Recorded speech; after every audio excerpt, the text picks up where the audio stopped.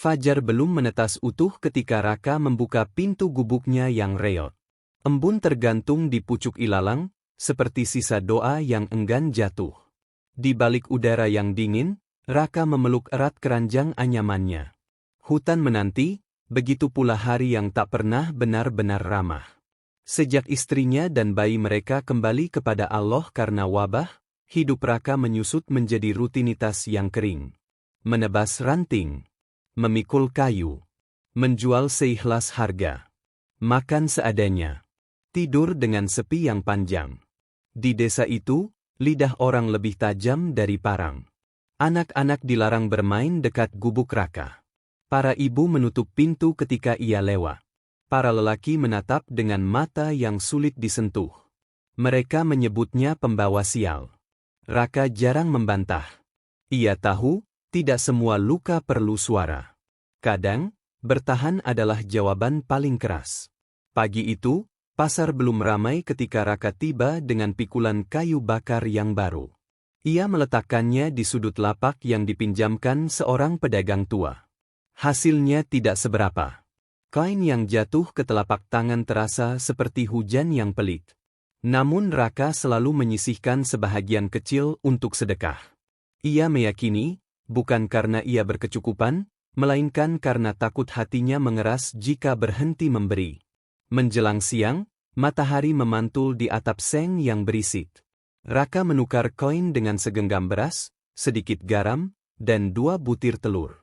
Ketika ia berbalik, cibiran datang seperti angin. Seorang pemuda desa menggumam cukup keras hingga menyayat telinga. Lihat, pembawa sial itu masih berani belanja. Jangan sampai rumahmu kena naas, Mak.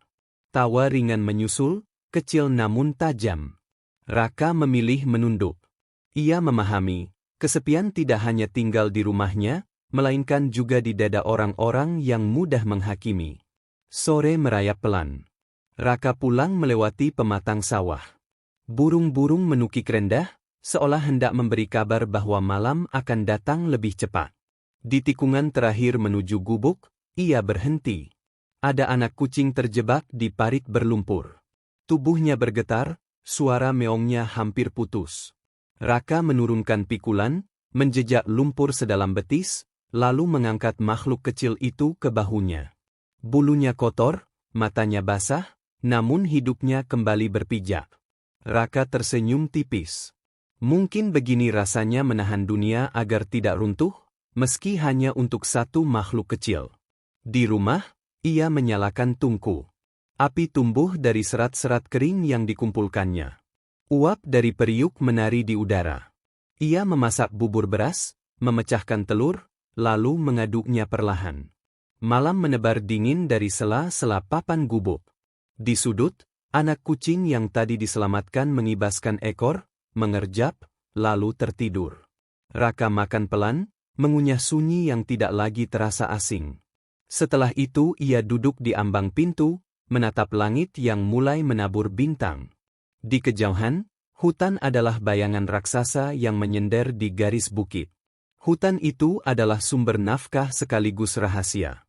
Ada cerita tentang cahaya yang terkadang berkelebat di antara pepohonan.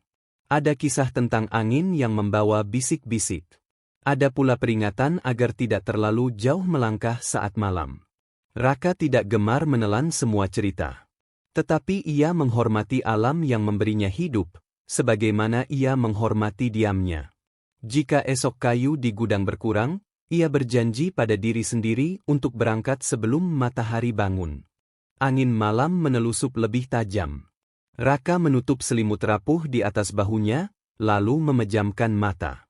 Dalam gelap, wajah istrinya berkelebat.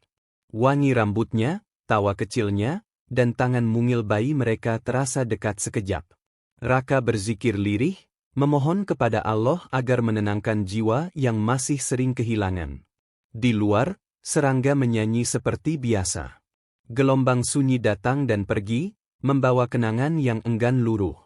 Saat hampir terlelap, seekor burung malam melintas rendah, menabrak atap seng, menimbulkan bunyi nyaring.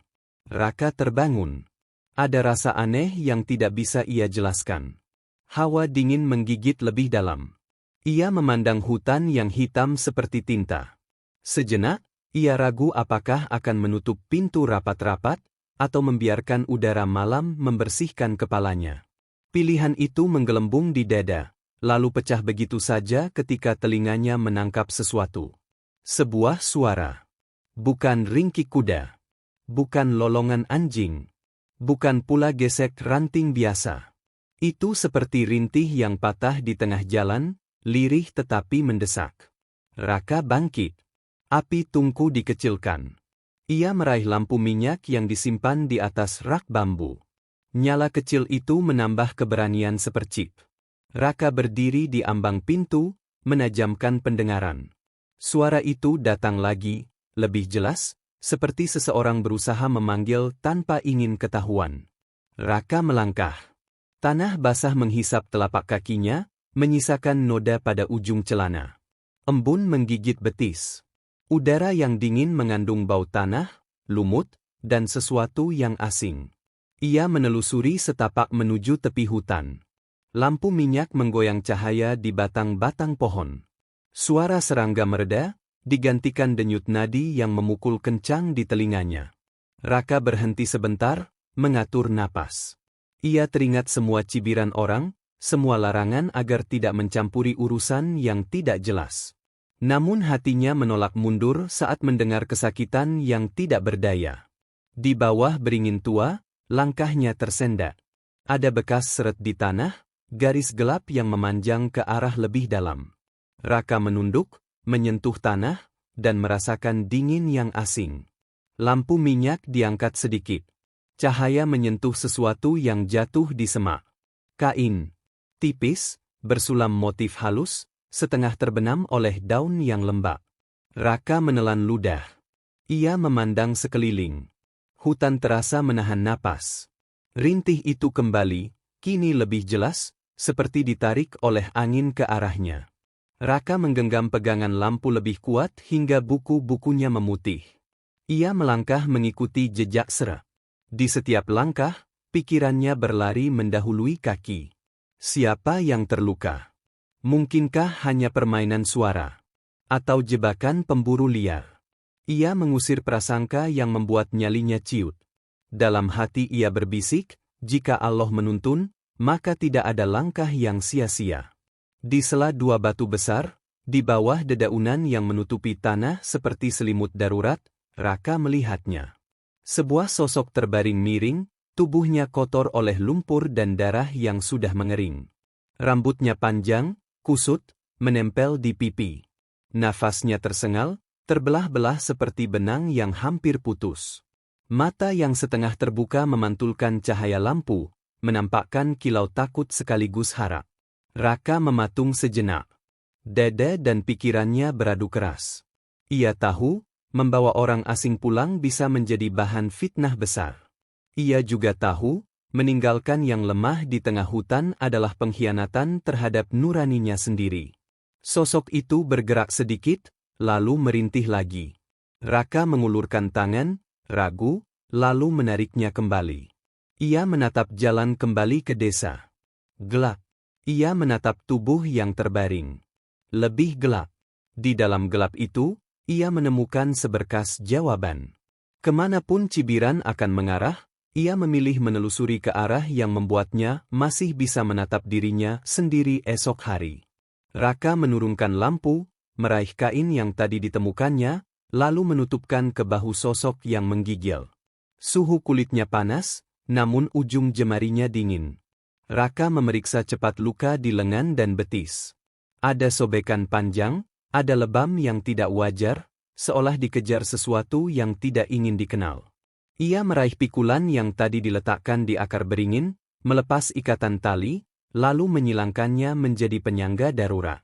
Di sela kerja yang terburu, bibirnya bergetar mengucap doa pendek, memohon perlindungan dan keteguhan. Lampu minyak meredup tertiup angin. Raka menunduk, melindungi nyala kecil itu dengan telapak tangan. Hutan mengeluarkan bunyi-bunyi kecil yang tampak lebih bising ketika syaraf menegang. Raka menoleh sekali lagi ke arah gelap, seolah ada mata yang mengawasi dari balik dahan. Tidak terlihat apa-apa selain bayangan yang bergoyang. Namun instingnya berkata waktu tidak banyak. Ia menyelipkan lampu di simpul tali, lalu membungkuk. Dengan segenap hati yang tersisa, Raka mengangkat tubuh itu ke punggungnya. Beratnya membuat lututnya gemetar, tetapi langkah pertamanya juga yang paling pasti. 1, 2, 3. Jalan setapak terasa lebih panjang dari biasanya. Setiap ranting yang patah di bawah telapak kakinya terdengar seperti isyarat yang akan memanggil sesuatu. Nafasnya memanas, dadanya perih, namun ia tidak menoleh. Ia hanya memeluk erat keputusan yang baru saja diambil, seperti memeluk masa depan yang belum tahu akan memeluk balik atau menghancurkan. Di ambang hutan, angin berbalik arah, membawa bau logam yang tipis. Raka berhenti. Di kejauhan, di balik kegelapan, sekelebat cahaya memantul singkat, seperti dari logam yang membelah daun. Itu bukan cahaya bintang. Itu juga bukan mata binatang.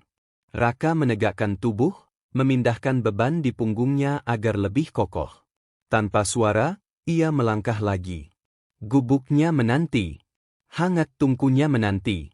Namun sesuatu yang asing juga menanti, mengintai dari balik pepohonan yang kini bergumam pelan.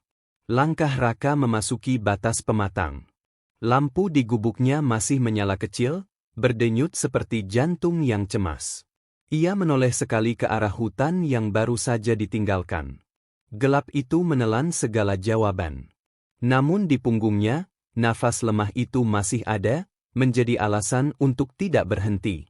Di depan pintu, Raka menarik napas panjang, merapal keberanian yang ia punya. Malam ini, gubuk reot itu akan menjadi saksi sesuatu yang belum pernah terjadi dalam hidupnya. Dan di balik bahu Raka, sosok yang baru saja diselamatkannya akan membuka jalan menuju takdir yang tidak diperkirakan. Lampu minyak bergetar sekali, lalu pulih. Raka menatap engsel pintu yang berderit. Ia mengangkat kaki, mendorong daun pintu perlahan, dan melangkah masuk saat detik menjadi lebih berat dari jam. Gubuk reot itu menyambut dengan kehangatan tungku yang belum padam. Api kecil berkedip, seolah ikut terkejut ketika Raka membawa tubuh asing ke dalam. Ia membaringkan perempuan itu di tikar pandan yang tipis. Wajahnya pucat, napasnya terputus-putus. Rambut panjang yang kusut menempel di pipinya. Sekilas, meski tertutup lumpur dan darah, terlihat garis keanggunan yang tidak biasa. Raka segera meraih kendi tanah liat, menuang air ke mangkuk, lalu membersihkan luka di lengan perempuan itu. Darah kering rontok, memperlihatkan goresan dalam. Ia mengikatnya dengan sobekan kainnya sendiri. Perempuan itu menggeliat, mengerang pelan, namun matanya masih terpejam. Hati Raka beradu antara takut dan kasihan. Ia tahu, jika warga desa mengetahui ada perempuan asing di gubuknya, tuduhan akan lebih kejam daripada luka yang sedang ia obati. Tetapi nuraninya menolak meninggalkan. Lebih baik menanggung gunjingan daripada membiarkan seseorang meregang nyawa di hutan. Angin malam menerobos celah dinding, meniup api tungku hingga menari liar. Raka menambahkan ranting agar tetap menyala. Ia menaruh kain basah di kening perempuan itu. Tubuhnya panas, tetapi ujung jarinya dingin. Raka duduk di samping, mengawasi sambil menahan kantuk. Jam demi jam berjalan lambat. Kucing kecil yang diselamatkannya siang tadi, kini berbaring di sudut dekat tungku, sesekali mengangkat kepala, seolah ikut menjaga. Di luar, suara serangga menggema, menyatu dengan desau angin. Tiba-tiba, perempuan itu berbisik lirih. Kata-katanya nyaris tak terdengar, seperti potongan doa atau keluhan yang tak selesai. Raka menunduk, mendekatkan telinga. Dari bibir yang kering, keluar suara parau, "Jangan, biarkan mereka menemukan aku." Raka terkejut. Ia menatap wajah yang berkeringat dingin itu. Ada rahasia yang besar tersembunyi di balik tubuh lemah ini. Namun ia memilih diam, hanya menggenggam jemari perempuan itu untuk menenangkan. "Kau aman di sini," gumamnya pelan. Menjelang subuh, perempuan itu tersentak. Matanya terbuka, menatap dengan pandangan kabur. Irisnya berkilau di bawah cahaya lampu minyak, seolah menyimpan sesuatu yang asing. Raka nyaris mundur, tetapi ia menahan diri. Perempuan itu berusaha duduk, namun tubuhnya lemah. "Siapa, kau?" Suaranya serak, namun ada wibawa tersembunyi. "Namaku Raka," jawabnya singkat. "Aku menemukanku di hutan. Kau terluka. Aku hanya ingin menolong." Tatapan itu bertahan lama, seakan mengukur kejujuran. Kemudian, perempuan itu menutup mata sebentar, lalu berbisik, "Namaku Liora." Nama itu meluncur pelan, tetapi terasa berat. Raka menelan ludah, merasakan ada sesuatu yang besar di balik nama tersebut. Ia ingin bertanya lebih banyak, tetapi bibir Liora bergetar, tubuhnya kembali lunglai. Ia jatuh dalam lelap, meninggalkan Raka dengan sejuta tanda tanya. Langit di luar mulai berwarna abu-abu. Ayam jantan berkokok dari kejauhan. Hari baru telah datang, membawa beban baru yang lebih rumit. Di dalam gubuk, Raka duduk gelisah. Ia tahu, keputusannya semalam bukan akhir, melainkan awal dari sesuatu yang akan mengubah seluruh jalan hidupnya. Dan di luar, hutan bergumam, seakan menyimpan rahasia yang belum ingin diungkap. Pagi merekah perlahan, namun gubuk kecil Raka seakan menyimpan ketegangan yang tidak tampak oleh mata. Ia menyiapkan bubur sederhana dari beras yang tersisa, mencampurnya dengan garam dan sedikit irisan daun singkong. Aroma hangat itu memenuhi ruang sempit, menepis hawa dingin yang masih tersisa. Liora terbaring lemah di tikar, wajahnya mulai tampak tenang meski sesekali meringis. Ketika Raka mendekat dengan mangkuk bubur, matanya terbuka perlahan. Pandangan yang semula kabur kini lebih jernih, meski masih menyimpan kewaspadaan. "Cobalah makan sedikit," ucap Raka lembut. Ia menyendok bubur, meniupnya, lalu menyodorkannya. Liora menatap, seolah menimbang, kemudian dengan ragu menerima sesendok pertama. Hangat bubur itu mengalir ke dalam tubuhnya, membuat wajahnya sedikit berwarna. "Terima kasih," katanya lirih, nyaris tak terdengar. Raka hanya mengangguk. Dalam hatinya, rasa lega bercampur dengan kegelisahan.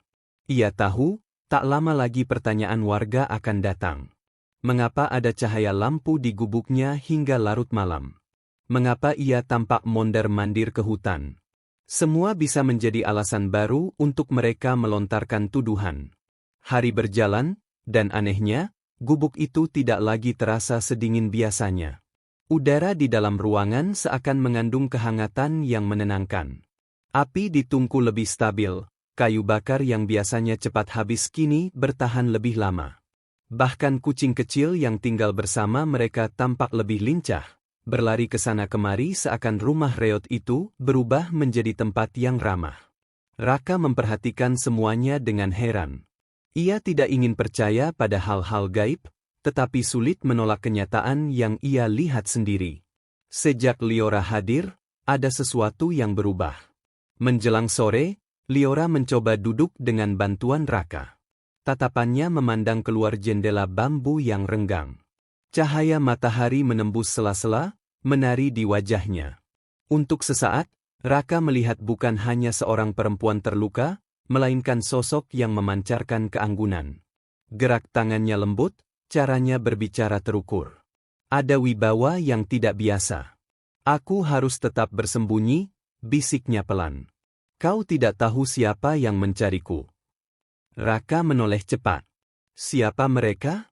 Mengapa kau sampai terluka begitu parah?" Namun Liora hanya menunduk, enggan menjawab. Ada bayangan ketakutan yang jelas di matanya. Ia menggenggam jemari Raka sekejap, seolah memohon jangan bertanya lebih jauh. Raka terdiam. Ia tahu ada rahasia besar, tapi ia juga tahu, kadang rahasia hanya akan terungkap pada waktunya. Malam tiba. Di luar, suara jangkrik mengisi udara. Raka duduk di sudut, mengasah parang tuanya. Sementara itu, Liora sudah terlelap. Api tungku menyala stabil, memberikan cahaya keemasan yang hangat. Raka menatap perempuan asing yang kini terbaring di rumahnya. Dalam hati, ia sadar, sejak kehadirannya, Jalan hidupnya perlahan bergeser. Ia tidak lagi hanya pria miskin yang diremehkan desa. Ia kini penjaga sebuah rahasia yang entah akan menjadi berkah atau petaka. Dan di kegelapan malam yang merayap, entah mengapa, perasaan itu justru membuat darahnya berdesir lebih kencang. Seperti ada sesuatu yang menanti di depan, sesuatu yang tak pernah ia bayangkan sebelumnya. Fajar baru saja meneteskan cahaya ketika langkah-langkah terdengar di jalan tanah desa. Suara obrolan warga mengalir seperti arus kecil, berdesis, menyebut nama Raka.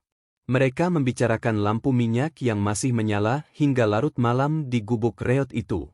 Ada pula yang mengaku melihat bayangan bergerak di balik celah dinding. Jangan-jangan benar kata orang, Raka memelihara sesuatu, bisik seorang ibu sambil menenteng bakul. Hidupnya yang serba sial mendadak terlihat lebih baik. Ada yang janggal. Bisikan itu tumbuh menjadi prasangka. Di sawah, para petani menoleh ke arah gubuk di pinggir hutan. Di pasar, pedagang menahan tawa sinis setiap kali nama Raka disebut. Semua mengalir ke telinga Raka seperti duri yang menusuk dari segala arah. Pagi itu, ia berjalan menuju pasar dengan pikulan kayu bakar. Tatapan orang-orang menusuk, seolah menelanjangi rahasianya. Ia menunduk, berpura-pura tidak mendengar. Namun langkahnya terasa berat. Ia tahu, bila mereka tahu ada perempuan asing di gubuknya, tuduhan akan berubah menjadi fitnah yang lebih berbahaya. Sesampainya di rumah, Raka menemukan Liora duduk bersandar di dekat jendela. Rambutnya yang panjang tergerai, wajahnya masih pucat tetapi sorot matanya mulai hidup. Ia menatap keluar, ke arah desa yang jauh di seberang sawah. Mereka mulai mencurigaimu, bukan? Tanyanya lirih. Raka tertegun. Bagaimana Liora bisa menebak isi kepalanya? Aku sudah terbiasa dengan cibiran mereka, jawabnya, mencoba terdengar tenang. Namun Liora menggeleng pelan. Kali ini berbeda. Mereka akan mencari alasan untuk menyingkirkanmu. Ia menatap Raka dengan tatapan yang dalam, lalu berbisik. Jika kau ingin aku pergi, katakanlah. Aku tidak ingin kau menanggung bahaya karena diriku. Raka menahan napas. Hatinya berperang. Ia tahu Liora membawa rahasia besar, tetapi ia juga tahu, meninggalkannya sendirian sama saja dengan mengirimnya ke jurang bahaya. Selama kau butuh tempat, kau aman di sini, jawab Raka mantap. Malam turun dengan cepat. Angin membawa bau tanah yang basah, seperti pertanda hujan akan datang. Liora duduk dekat tungku, cahaya api memantul di wajahnya. Untuk pertama kalinya, ia berbicara lebih banyak. Tentang perjalanan panjang yang penuh luka. Tentang beban yang ia sembunyikan. Namun setiap kalimatnya selalu berhenti sebelum mencapai inti cerita. Raka hanya mendengarkan. Ia tahu, ada pintu yang belum siap dibuka. Tapi setiap kata dari bibir Liora menumbuhkan rasa penasaran yang semakin dalam. Di luar, langit berderum. Petir sesekali membelah kegelapan. Raka menutup celah pintu, memastikan api tungku tetap menyala. Liora berbaring kembali, matanya sayu, tetapi ada cahaya kehangatan yang tak pernah ia temukan sebelumnya. Saat hujan turun deras, suara bisik-bisik warga di luar sana terasa semakin jauh. Di dalam gubuk reot itu, hanya ada dua manusia yang terikat oleh rahasia. Dan keduanya tahu, badai sebenarnya baru saja akan dimulai. Hujan semalaman menyisakan tanah becek dan udara lembab. Gubuk Raka dipenuhi aroma kayu basah, bercampur dengan hangat tungku yang masih menyala. Pagi itu, Raka bangun lebih awal, berusaha memperbaiki atap yang bocor.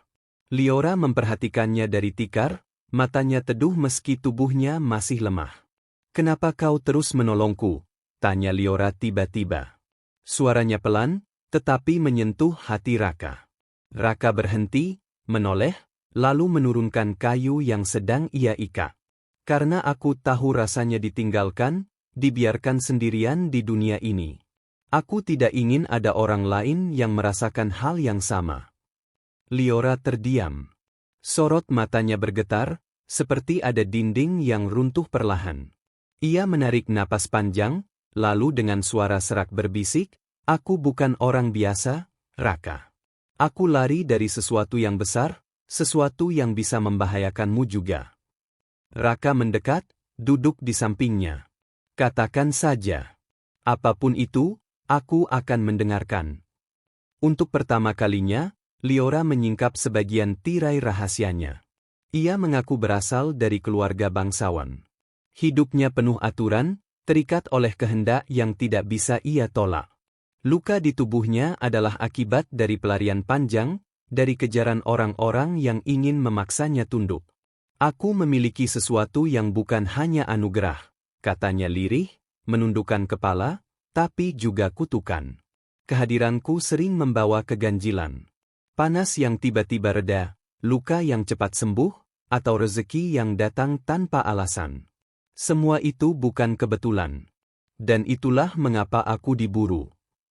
Raka mendengarkan dengan napas tertahan. Setiap kata Liora bagaikan air yang menetes di batu, lambat tapi meninggalkan jejak. Rahasia yang ia simpan bukan hanya tentang darah bangsawan, melainkan juga tentang kekuatan yang sulit dijelaskan. "Kau masih ingin aku tetap di sini setelah mendengarnya?" tanya Liora dengan mata yang penuh keraguan. Raka tidak segera menjawab. Ia menatap nyala api di tungku, lalu kembali menatap wajah Liora. Dalam keheningan itu, hatinya justru menemukan kepastian. "Aku tidak peduli siapa dirimu, atau kutukan apa yang kau bawa. Yang aku tahu, kau manusia. Kau butuh pertolongan. Dan aku tidak akan membiarkanmu sendirian." Liora terpejam sejenak. Air mata tipis menuruni pipinya. Untuk pertama kalinya sejak mereka bertemu, ia merasa aman. Namun di balik kehangatan itu, di luar sana, kabar tentang gubuk Raka terus beredar. Warga desa mulai berani bersuara keras.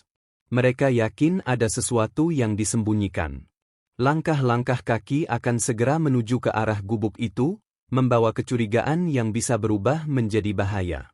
Dan Raka, tanpa ia sadari, baru saja menempatkan dirinya di persimpangan takdir. Sebuah persimpangan yang akan menuntunnya ke jalan yang tidak pernah ia bayangkan. Hari bergulir, dan bisik-bisik semakin nyaring. Di sawah, di pasar, di tepi sungai, nama Raka disebut dengan nada penuh curiga. Para lelaki muda mulai berani terang-terangan menunjuk ke arah gubuknya, sementara para ibu melarang anak-anak bermain mendekat. Sejak kapan hidupnya membaik? Kayu bakarnya cepat laku, wajahnya tampak segar. "Ada sesuatu di balik itu," ucap seorang pedagang dengan nada tajam. Pagi itu, Raka kembali dari hutan dengan pikulan ranting. Saat melintas di jalan desa, tatapan orang-orang menusuk lebih dalam dari sebelumnya. Beberapa berbisik, beberapa tertawa kecil. Bahkan ada yang meludah ke tanah tepat di dekat kakinya. Raka menunduk, menggenggam tali pikul lebih erat, menahan diri agar tidak terpancing. Sesampainya di rumah, ia melihat Liora sedang menyapu lantai gubuk dengan sapu lidi sederhana. Cahaya pagi memantul di wajahnya, membuatnya tampak lebih sehat daripada hari pertama. Senyum tipis Liora menyambutnya, tetapi Raka hanya mampu membalas dengan tatapan khawatir. "Mereka sudah mulai berani menuduh," katanya lirih. Liora berhenti menyapu, menatapnya lama. "Aku sudah menduga. Kehadiranku membawa perubahan yang terlalu jelas. Aku bisa pergi, Raka, sebelum mereka semakin marah." "Tidak." Raka menegaskan jawabannya. "Kau tetap di sini. Aku tidak akan membiarkan mereka menyentuhmu." Namun hatinya bergejolak.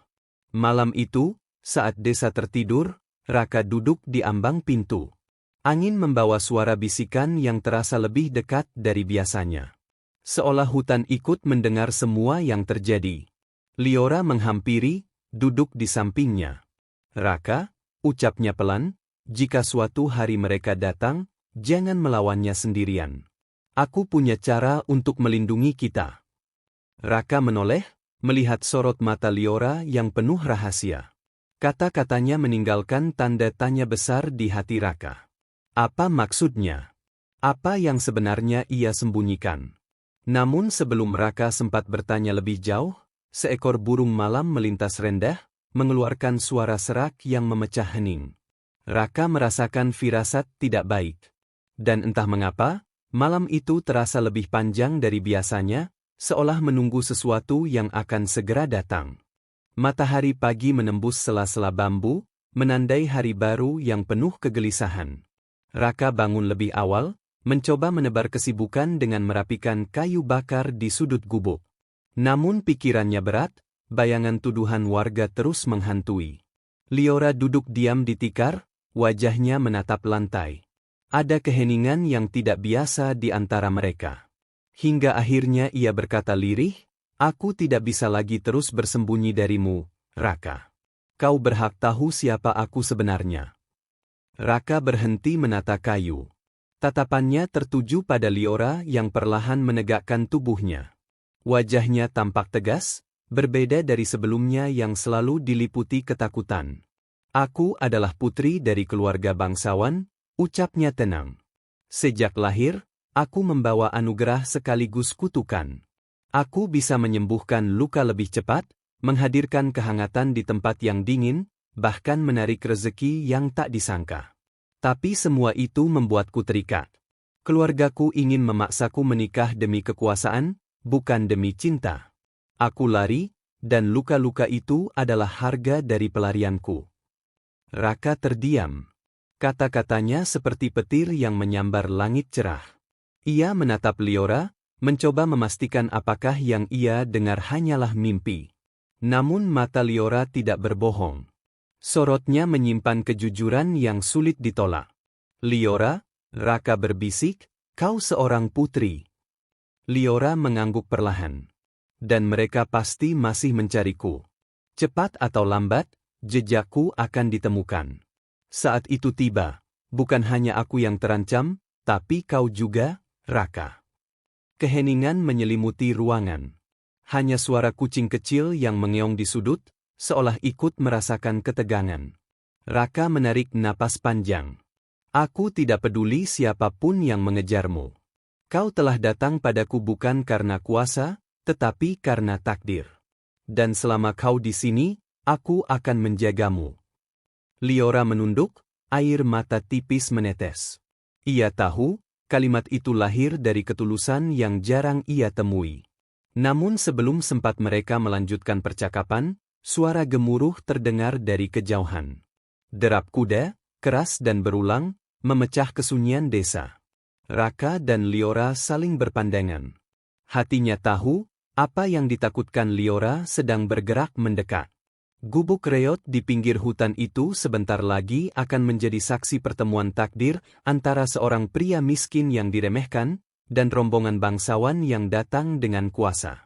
Siang menjelang ketika debu dari arah jalan desa mengepul. Derap kuda semakin jelas, diiringi denting logam senjata yang bergesekan. Warga desa berlarian keluar rumah, sebagian menyingkir ke tepi jalan, sebagian lagi mengintip dari balik pintu. Rombongan bangsawan datang dengan bendera yang berkibar, membawa aura kuasa yang membuat udara terasa lebih berat. Di barisan depan, para pengawal berpakaian rapi dengan pedang di pinggang. Di belakangnya, kereta kuda berhias ukiran emas bergulir pelan. Orang-orang berbisik, menebak-nebak tujuan kedatangan mereka. Namun begitu kereta berhenti di tengah desa, seorang perwira turun dan berseru lantang. "Kami mencari seorang perempuan." Ia melarikan diri dari rumah bangsawan. Siapapun yang melihat atau menyembunyikannya, segera laporkan. Jika berani menutupinya, akan dianggap pengkhianat. Warga saling pandang, mata mereka penuh rasa ingin tahu. Bisik-bisik cepat menjalar. Jangan-jangan perempuan itu ada di gubuk Raka. Benar, sejak perempuan misterius datang, hidupnya berubah. Raka menyembunyikan sesuatu, aku yakin. Nama Raka melayang di udara, semakin keras, semakin jelas. Hingga akhirnya beberapa warga dengan berani menunjuk ke arah gubuk reot di pinggir hutan. Perwira bangsawan mengangguk singkat, lalu memberi isyarat. "Periksa tempat itu." Rombongan pengawal segera bergerak. Derap langkah mereka membuat tanah bergetar, mendekati gubuk yang selama ini terabaikan. Di dalam, Raka sudah mendengar semuanya. Ia berdiri di depan pintu, wajahnya tegang. Liora berdiri di belakangnya, tubuhnya bergetar. Mereka sudah menemukanku, bisiknya lirih. Raka menoleh, menatap Liora dengan mata yang penuh tekad. Apapun yang terjadi, aku tidak akan menyerahkanmu begitu saja. Langkah-langkah pengawal terdengar semakin dekat. Suara logam beradu, suara perintah lantang menggema. Warga desa berduyun-duyun mengikuti dari jauh, ingin menyaksikan apa yang akan terjadi. Gubuk reot itu kini menjadi pusat perhatian. Di ambang pintu, Raka berdiri tegak, seperti pohon rapuh yang menolak tumbang. Sementara Liora menggenggam jemarinya erat, seolah meminjam keberanian dari pria miskin yang selama ini dianggap tak berarti. Detik demi detik terasa panjang. Suasana menegang, menunggu tabir yang akan segera terbuka. Dan begitu pintu diketuk keras dari luar, takdir mereka pun mulai ditulis ulang. Pintu gubuk berderit keras ketika pengawal bangsawan mendorongnya terbuka. Cahaya siang menembus masuk, menyorot Raka yang berdiri tegak menghadang. Di belakangnya, Liora berdiri dengan wajah pucat, namun matanya berani menatap. Seorang perwira melangkah maju, sorot matanya tajam. Kau, orang miskin. Serahkan perempuan itu. Dia milik keluarga bangsawan, tidak pantas berada di tempat busuk seperti ini. Raka mengepalkan tangan, napasnya berat. Dia bukan milik siapapun. Dia seorang manusia yang berhak menentukan jalannya sendiri. Bisik-bisik warga desa di luar semakin riuh. Mereka terkejut mendengar jawaban berani dari Raka. Selama ini, pria itu selalu menunduk dan menerima hinaan. Kini, suaranya bagaikan tombak yang menusuk keangkuhan bangsawan. Liora melangkah maju, berdiri di samping Raka. Wajahnya tegas, meski tubuhnya masih lemah. Aku bukan barang titipan. Aku bukan hadiah yang bisa diperjualbelikan. Aku Liora, putri bangsawan yang menolak dijadikan alat perjanjian. Aku memilih jalanku sendiri, dan aku memilih bertahan di sini. Kata-kata itu menggema, membuat suasana membeku. Para pengawal saling pandang, ragu untuk bertindak. Warga desa menelan ludah, sebagian bahkan mulai berbisik penuh kekaguman. Perwira bangsawan mendengus marah. Kau berani menentang keluargamu sendiri. Dan kau, pria miskin, berani melawan kehendak bangsawan. Kalian akan menyesal. Raka melangkah setapak ke depan, tubuhnya tegak, matanya menyala. Aku tidak gentar. Jika kalian ingin menyakitinya, maka kalian harus melewati aku dulu. Hening sejenak, hanya suara napas yang terdengar. Liora menatap Raka, dan dalam sorot matanya ada pengakuan yang tak terbantahkan. Dengan suara lirih, namun penuh ketulusan, ia berkata, "Aku mencintaimu, Raka. Aku tidak peduli dengan darah bangsawan atau kutukan yang melekat padaku. Aku hanya peduli padamu." Pengakuan itu membuat dada Raka bergetar. Ia menoleh pada Liora, dan dalam sorot mata mereka berdua, ada janji yang tidak bisa dipatahkan oleh ancaman siapapun. Namun ancaman itu nyata, berdiri di depan mata, siap merampas segalanya.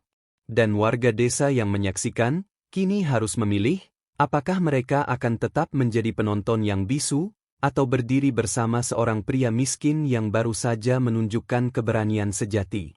Suasana di depan gubuk itu menegang seperti busur yang siap melontarkan anak panah. Para pengawal menghunus pedang, kilau logamnya menyilaukan di bawah matahari siang. Perwira bangsawan mengangkat tangannya, memberi aba-aba untuk menangkap Liora. Namun Raka melangkah maju, berdiri tepat di hadapan mereka. Tubuhnya tegap meski pakaian lusuh melekat. Aku sudah berkata, kalau ingin menyakitinya, kalian harus melewati aku dulu. Suaranya bergetar, tetapi penuh keberanian. Liora berdiri di belakangnya, kedua tangannya mengepal. Ia menatap para pengawal dengan mata yang berkilau aneh, seolah menyimpan kekuatan yang belum dilepaskan. Di kejauhan, warga desa yang semula hanya menonton mulai berbisik gelisah. Ada yang mengingat semua kebaikan Raka selama ini, meski mereka sering meremehkannya. Ada pula yang mulai merasa malu karena dulu menuduhnya sebagai pembawa sial. Ketika seorang pengawal maju dengan pedang terhunus, Raka menyambutnya dengan tangan kosong. Pedang itu terhenti hanya sejengkal dari tubuhnya. Saat itu, suara lantang terdengar dari kerumunan. "Cukup! Jangan sakiti dia." Seorang lelaki tua, pedagang pasar yang sering dibantu Raka, melangkah ke depan. "Selama ini, Raka menolong kita tanpa pamrih. Dia bukan orang jahat. Jika ia melindungi perempuan itu, maka pasti ada alasan." Suara lain menyusul. "Benar. Aku pernah ditolong Raka ketika sakit. Ia bukan pembawa sial, tapi orang baik." Satu persatu warga maju, berdiri di belakang Raka.